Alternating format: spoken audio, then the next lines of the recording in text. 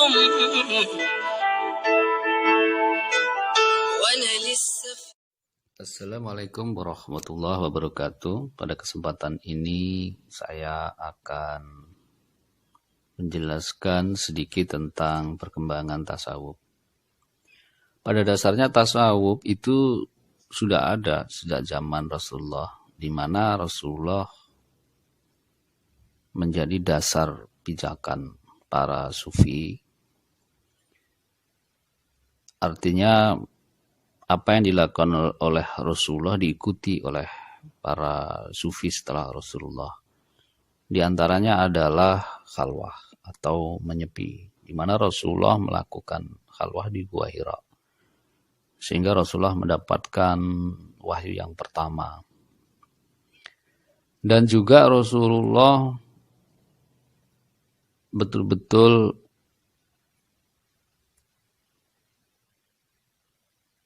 sangat tinggi di dalam intensitas akhlakul karimah. Rasulullah memfokuskan pada perilaku mulia. Banyak mengajak supaya seseorang untuk berperilaku mulia. Akhlak azimin, perilaku yang agung. Di mana Rasulullah mendapat sebutan sebagai husnul khatimah, husnul khuluq. Dari awal hingga akhir kehidupan beliau mendapatkan gelar sebagai orang yang berakhlak paling tinggi. Sehingga Allah menyebutnya wa innaka la'ala khuluqin azimin, bahwa Rasulullah itu adalah orang yang akhlaknya paling mulia di dunia, paling agung. Nah, inilah basis kenapa Imam Ghazali intens dan terfokus pada ajaran tasawufnya pada tasawuf akhlaki atau yang berbasis pada akhlak. Kemudian Rasulullah juga banyak melakukan kegiatan puasa, baik yang sunnah maupun yang wajib, dan juga Rasulullah mengajarkan untuk berzuhud. Dan apa yang diajarkan Rasulullah ini adalah basic daripada ajaran para sufi. Namun demikian, istilah sufi pertama baru muncul pada masa Hasan Basri dan Rabi'ah Adawiyah, yaitu abad ke-1 dan abad ke-2.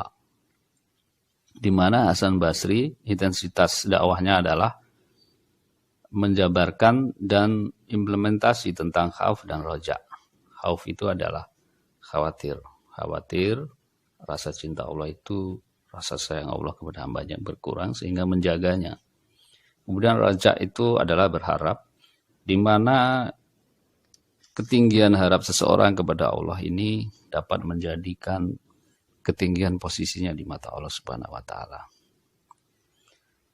Kemudian Rabi'ah Adawiyah yang meninggal pada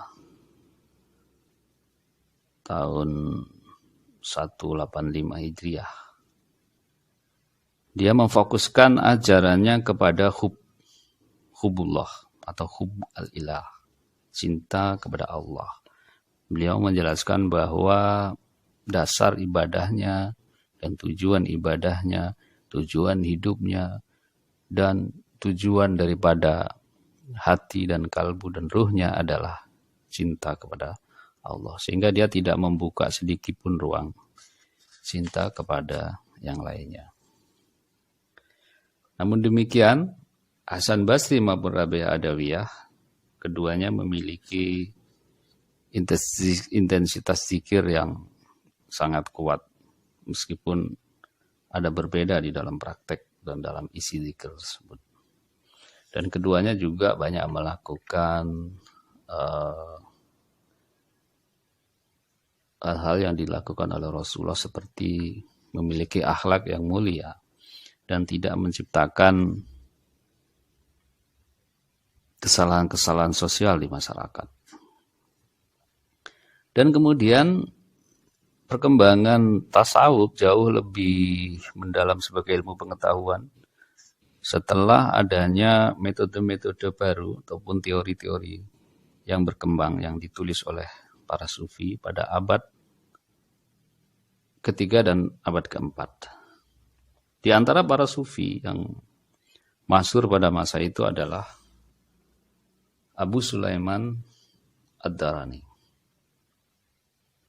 Abu Sulaiman Ad-Darani ini adalah sufis abad ketiga, artinya beliau hidup setelah zaman Rabi'ah Adawiyah. Dan pada masa beliau inilah kemudian muncul istilah baru yang disebut sebagai ma'rifah dan hakikat. Jika pada Hasan Basri ini sebatas khauf dan roja, dan jika pada masa Rabi'ah Adawiyah ini fokusnya adalah kepada mahabbah al-ilah, cinta kepada Tuhan, maka pada masa Ad-Darani ini muncul bahasan tentang ma'rifah dan hakikat.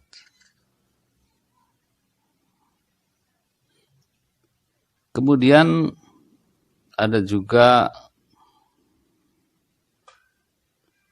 Ahmad bin Al-Hawari Ad-Damaski. Beliau juga membahas tentang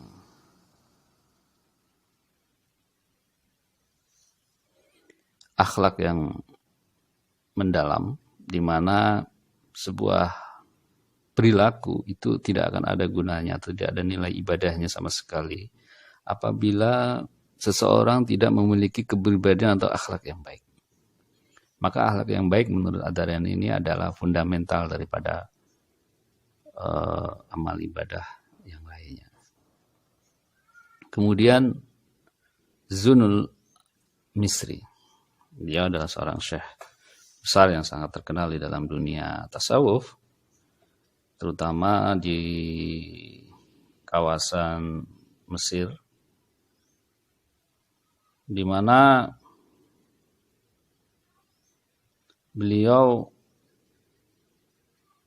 mengajarkan tasawuf dengan corak filsafat, ya, sehingga memang banyak menimbulkan perdebatan dengan mereka yang tidak suka dengan filsafat, tapi justru pada saat itu berkembanglah ilmu pengetahuan Islam di Mesir, sehingga muncul fuqaha fit tasawufi. Banyak muncul halakoh-halakoh perdebatan maupun diskusi tentang ajaran Zunul al-Misri. Kemudian ada Syekh Abu Yazid Al-Bustami. Syekh Abu Yazid Al-Bustami ini memang tasawufnya bercorak sunni, karena memang beliau mempelajari ilmu fikih dari mazhab Hanafi, dan intensitas ajaran beliau sebetulnya sama dengan sufi-sufi sebelumnya. Beliau juga menggabungkan tasawuf dengan ilmu pengetahuan yang lain, diantaranya adalah ilmu pengetahuan tentang tauhid dan fikih. Kemudian ada Syekh Al-Junaid Al-Baghdadi. Ini adalah nama besar di dalam bidang sufi. Syekh Junaid Al-Baghdadi ini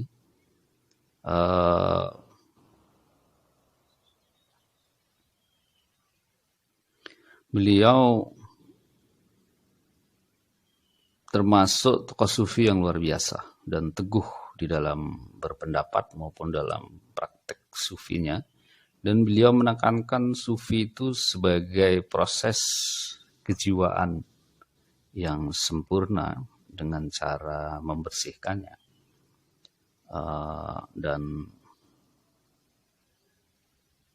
Dan beliau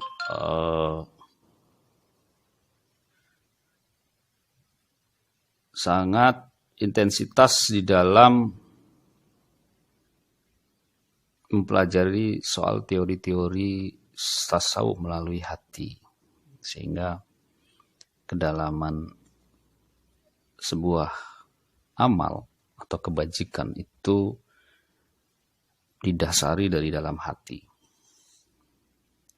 Maka ketika hati itu belum bersih, maka ibadah-ibadah yang dilakukan ini niscaya akan sedikit bermanfaat atau bahkan mungkin tidak bermanfaat sama sekali. Maka kecenderungan hati kepada Allah Subhanahu wa taala Allah Subhanahu wa taala semata, ini menjadi basic dari ajaran Syekh Junaid. Kemudian ada Al-Halaj. Al-Halaj beliau juga terkenal dengan sufi besar sebagaimana Al-Junaid Al-Baghdadi. Beliau berasal dari sebuah desa namanya Tur. Dan beliau memiliki intensitas sebagai filosof sehingga beliau mengimplementasikan sebuah teori al-hulul dan dianutnya sehingga muncullah sebuah sebutan anal-haq. Dan istilah anal-haq ini jika kita tidak cermati secara detail dan kita salah memahami, maka akan salah di dalam perspektifnya.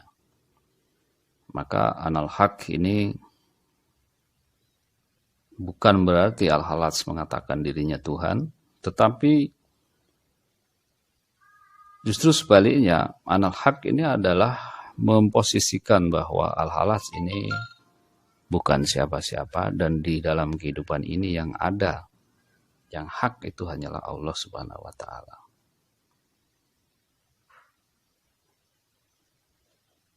Saya kira itu yang bisa saya sampaikan tasawuf mulai pada abad pertama, abad kedua, dan abad ketiga, dan abad keempat. Assalamualaikum warahmatullahi wabarakatuh.